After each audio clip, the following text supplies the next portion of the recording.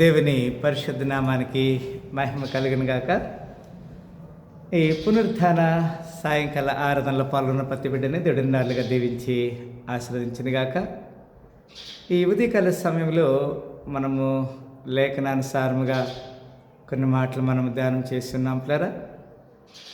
యావేలు గ్రంథము 2వ అధ్యాయము 12వ వచనంలో చక్కని మాట మనం చూసి ఉన్నాం. 2వ అధ్యాయం 12వ వచనం మనం చూసినట్లయితే, ఇప్పుడైనా మీరు ఉపవాసం ఉండి కన్నీరు విడిచి దుఃఖించి మనఃపూర్వకమ తిరిగి నా దగ్గర రండి, ఇదే యెహోవా walk. Therefore also now said the Lord, turn you even unto me with all your hearts, and with fasting and with weeping and with mourning. ఈ ఉదయకాల సమయంలో మనము ఈ వాక్యాన్ని ధ్యానం చేస్తూ మరి ఉపవాసం అనేది దేవుని సన్నిధిలో ఉండి దేవుని దగ్గర మనము జవాబు పొందుకోవటానికి దేవుడు మనకి ఇస్తున్నటువంటి ఆశ్చర్యకరమైనటువంటి గొప్ప బహుమానంగా మనం చూస్తున్నాం. అపోస్తల కార్యములు 26:20లో మొదట దమస్కులోని వారికిని యెరూషలేములోని యూదయ దేశమంతటా తర్వాత అన్ని జనులకును వారు మారు మనసు పొంది దేవుని తట్టు తిరిగి మారు మనసుకు తగిన క్రియలు చేయవలనని ప్రకటించింటిని అంటాడు.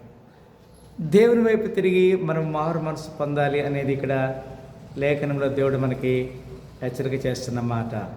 మన ఈ విషయాన్ని జ్ఞాపకం చేసుకోవాలి ప్రేర. న్యాయాధిపతులు 20:26 వచనంలో, వీరందరూ కత్తి దుయ్యువారు. అప్పుడు ఇశ్రాయేలులందరూ జనులందరూ పోయి బేతేలును ప్రవేశించి ఏడ్చుచు సాయంకాలం వరకు అక్కడ యెహోవా సన్నిధిని కూర్చుండుచు ఉపవాసం నుండి దహన బలులను సమాధాన బలులను యెహోవా సన్నిధిని అర్పించిరి అంటారు. దేవునికి మనం ఉపవాసం ఉండి ప్రార్థన చేయటం అనేది దేవుడు మనకి ఇచ్చేటువంటి గొప్ప భాగ్యంగా మనం జ్ఞాపకం చేసుకోవాలి ప్రేర. అంత మాత్రం కాదు. 1వ సమూయేలు 7వ అధ్యాయము 6వ వచనం విధంగా రాయబడింది, వారు మిస్పాలో కూడుకొని నీళ్లు చేది యెహోవా సన్నిధిని కుమ్మరించి ఆ దినము ఉపవాసం ఉండి యెహోవా దృష్టికి మేము పాపాత్మును అని ఒప్పుకొన్నది. మిస్పాలో సమూయేలు ఇశ్రాయేలులకు న్యాయము తీర్చుచూ వచ్చాను అంటారు. సమూయేలు మొదటి ప్రవక్త మరి ఇశ్రాయేలుకి ఏ విధంగా అయితే న్యాయం తీర్చాడో, వారు దేవుని సన్నిధిని ఏ విధంగా ఉపవాసం ఉండి ప్రార్థన చేశారో ఆ విషయాన్ని ఇక్కడ లేఖనములు దేవుడు మనకి హెచ్చరిక చేస్తున్నాడు పేద. అంత మాత్రమే కాదు. 2వ దినవృత్తాంతాల గ్రంథం 20:3 వచనంలో ఈ విధంగా వ్రాయబడినది, అందుకు యెహోషాపాతు భయపడి యెహోవా యొద్ద విచారించుటకు మనసు నిలుపుకొని యూదయందంతటా ఉపవాస దినము ఆచరించవలనని చాటింపగా అంటాడు. యెహోషాపాతు రాజు మరి యుద్ధము గెలిచాడు అశ్షూర్య చేతుల నుంచి.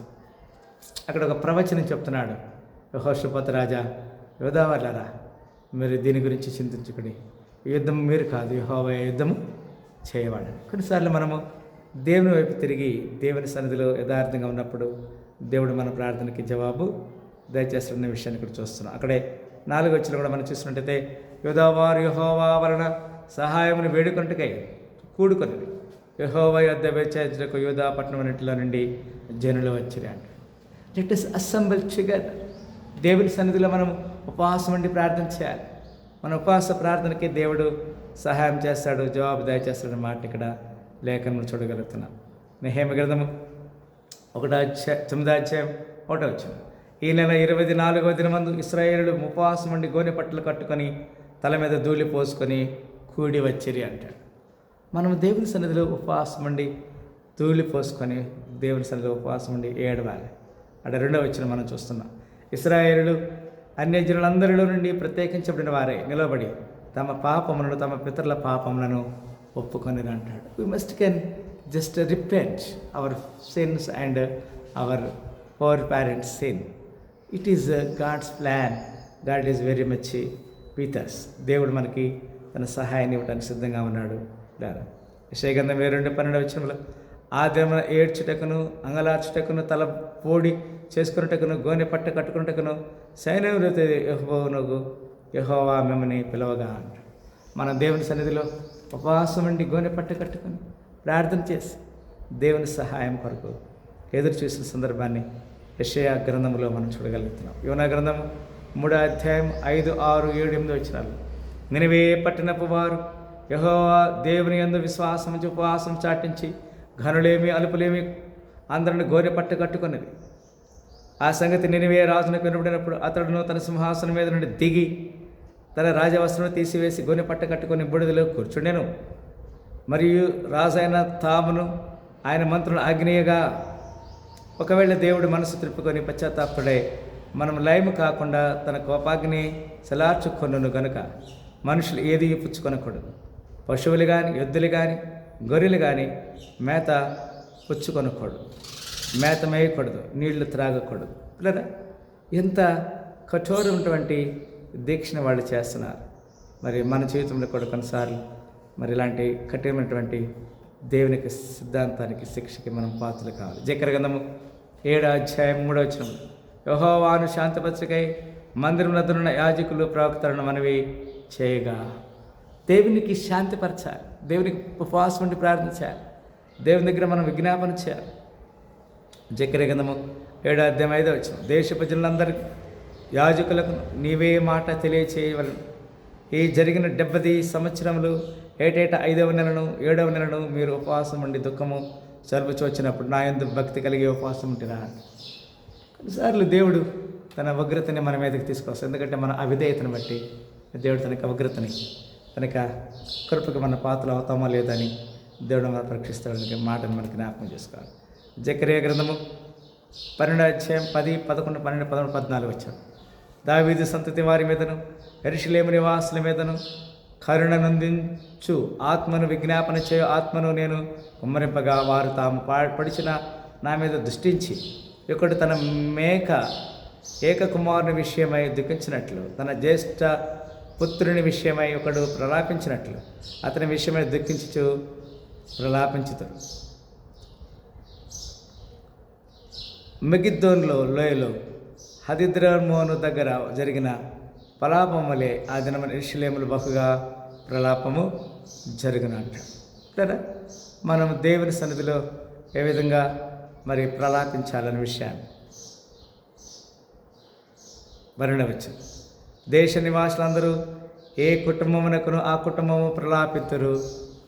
దావీదు కుటుంబీకులు ప్రత్యేకముగాను వారి భార్యలు ప్రత్యేకముగాను, నాతాను కుటుంబీకులు ప్రత్యేకముగాను వారి భార్యలు ప్రత్యేకముగాను.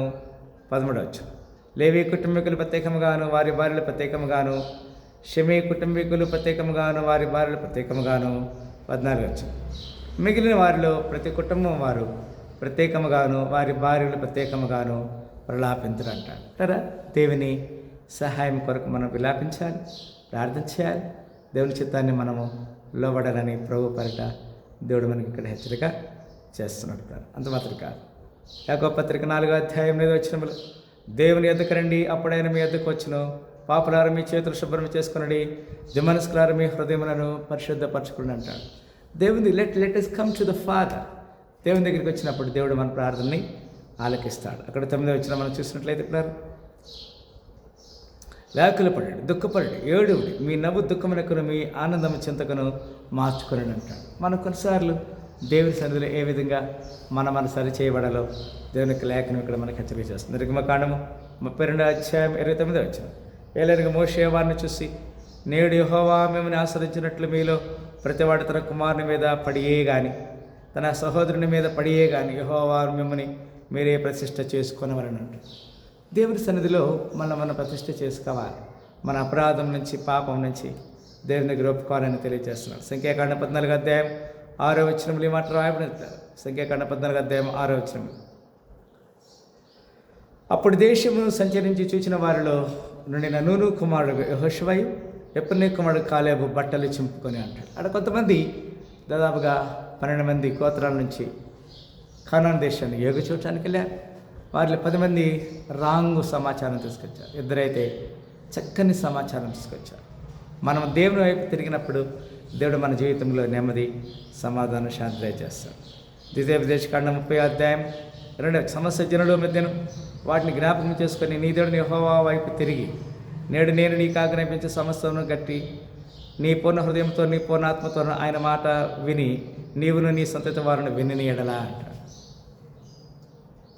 మనం దేవుని మాట వినాలి, దేవుని వైపు తిరగాలి. అది దేవుని యొక్క ఏర్పాట్ల భాగముగా దేవుడు మనల్ని హెచ్చరిక చేస్తున్నాడు. 2 సమూయేలు 12:16 2 సమూయేలు 12:16 యెహోవా ఉరియా భార్య దావీదునకు తగిన బిడ్డను మొత్తినందున అది బహు జబ్బు పడెను. అక్కడ ఉరియా భార్య విషయమై దావీదు అంగలార్చాడు, కన్నీరు కార్చాడు, ఉపవాసం ఉండి ప్రార్థన చేస్తాడు. కానీ బిడ్డ దక్కలేదనే మాట మనం చూస్తాం. 2వ దినవృత్తాంతల గ్రంథం 30:6 కావున అంచెగాండ్రు రాజునొద్దకు అతని అధిపతులు ఎద్దుకున్న తాకీదులు తీసుకుని యూదా ఇశ్రాయేలు దేశమంతట సంచరించి రాజాజ్ఞను ఇలాగో ప్రచురం చేసిరి.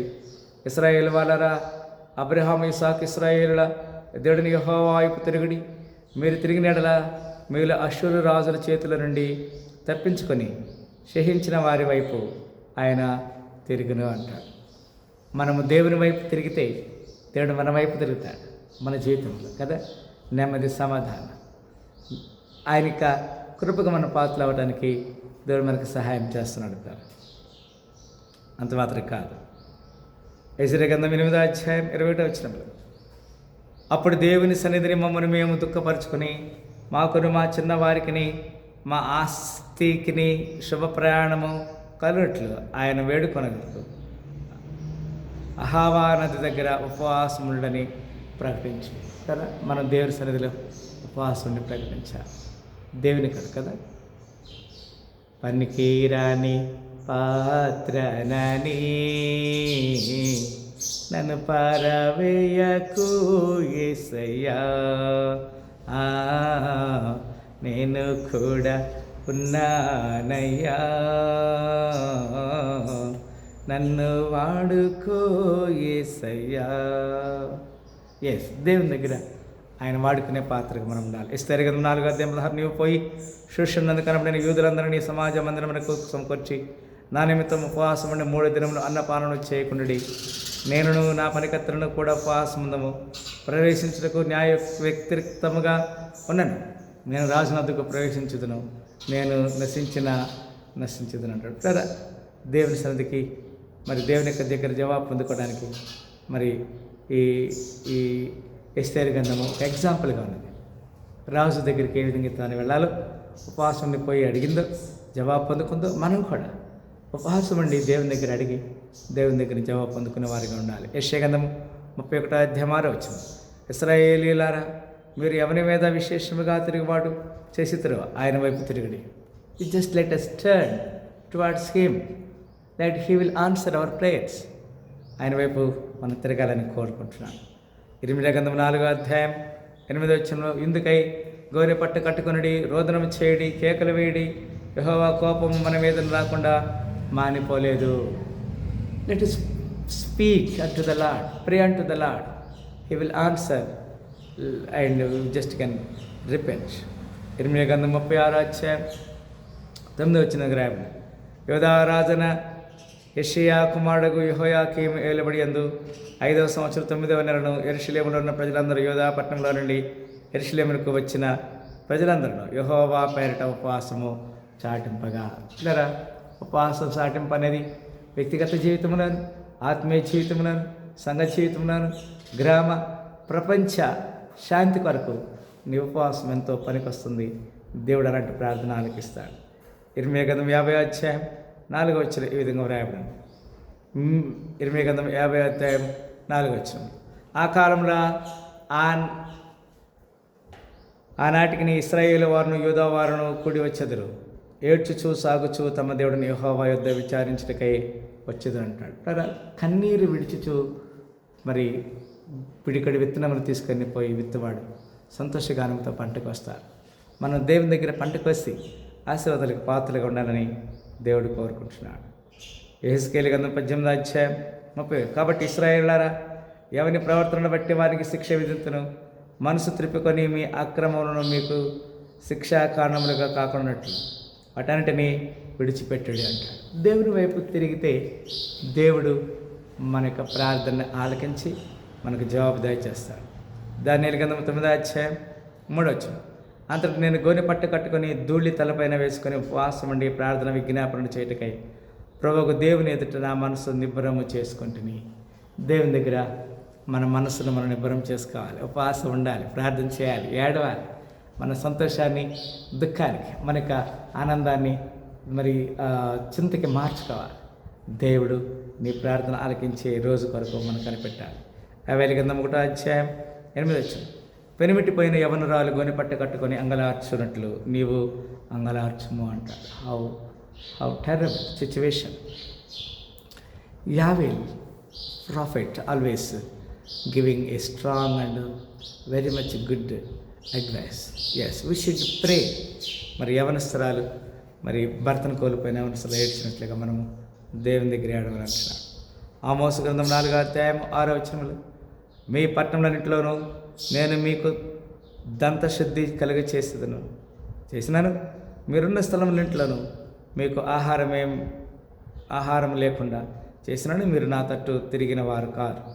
ఇదే యెహోవా. దేవుని వైపు తిరగాలి. దేవుని సహాయం కొరకు మనం ఎదురు చూడాలన్న మాట తెలియజేస్తున్నాం.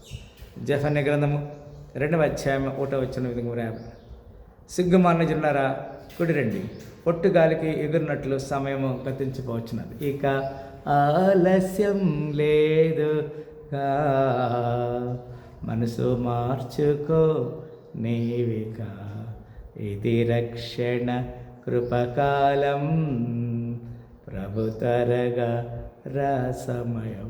దేవుడు తన యొక్క రాకడలో మనందరిని కూడా ఎత్తుకొని తన నిత్య రాజ్యానికి మనం వారసులు చేయడానికి ఆయన సిద్ధంగా ఉన్నాడు.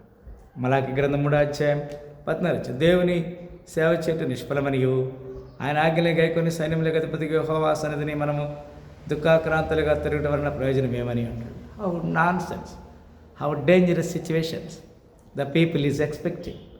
దేవుని దగ్గర ఆయన సర్వ సృష్టికి ఆధారభూతుడు, సర్వ సృష్టికి ఆయన ఆహారం ఇస్తున్నాడు, సర్వం క్రమంగా నడిపిస్తున్నాడు. ఆయన దగ్గర మనము చింతించుట లాభం లేదని కొంతమంది అనుకుంటున్నారు. దేవా, మమ్మల్ని క్షమించి, మా ప్రార్థన ఆలకించి, మా అపరాధను క్షమించమని దేవుని దగ్గర అడుగుదాం. లూకాసు వార్త 7:38 వెనుక తట్టు ఆయన పాదం మీద నిలబడి ఏడ్చుచు కన్నీళ్లతో ఆయన పాదమును తడిపి తన తల వెంట్రుకలతో తుడిచి ఆయన పాదములను ముద్దు పెట్టుకొని ఆ అత్తరు వాటికి పూస్తున్నాడు. కదా, she was a sinful women. She knew that. ఆమె తెలుసుకుంది యేసుక్రీస్తు వారు ఒక మరి పరిసైన ఇంట్లో భోజనానికి కూర్చున్నారు. కన్నీటితో ఆయన పాదములు కడిగింది, తన తల వెంట్రుకలతో కాళ్ళు తుడిచింది. అంత మాత్రం కాదు, తన పాదములను ముద్దు పెట్టుకుంది, అత్తరుతో ఆయన యొక్క పాదములను పూసింది. ఈ సాయంకాల ఆరాధనలో పాల్గొన్న ప్రతి బిడ్డని దేవుడు నిండాలుగా దీవించాలని నేను కోరుకుంటున్నాను. మన జీవితంలో దేవుడు ఎన్నో మేలు చేశాడు, ఎన్నో అద్భుతాలు చేశాడు. మనం సాక్షిపడతాం. దేవుడు మనకు ఒక అవకాశం ఇస్తున్నాడు. దేవుని దగ్గర మనం ఒకవేళ ఇప్పుడైనా మీరు ఉపవాసం అండి కన్నీరు విడిచి దుఃఖించచ్చు మనఃపూర్వకముగా నా దగ్గరికి రండి. ఇదే యెహోవా. దేవుని వైపు తిరుగుదాం, దేవుని దగ్గరికి వద్దాం. దేవుడు మన ప్రార్థన ఆలకించి మనకు జవాబుదారి చేసి దీవించి ఆస్వాదించినగా ప్రార్థన చేస్తాం. స్తోత్రములు ప్రేమగల తండ్రి, సాయంకాల ఆరాధనల పాలన ప్రతి బిడ్డను దీవించిన ప్రభావ లేఖనము ద్వారా 50 గ్రంథం 2:2 ద్వారా మీరు మమ్మల్ని హెచ్చరిక చేశారు.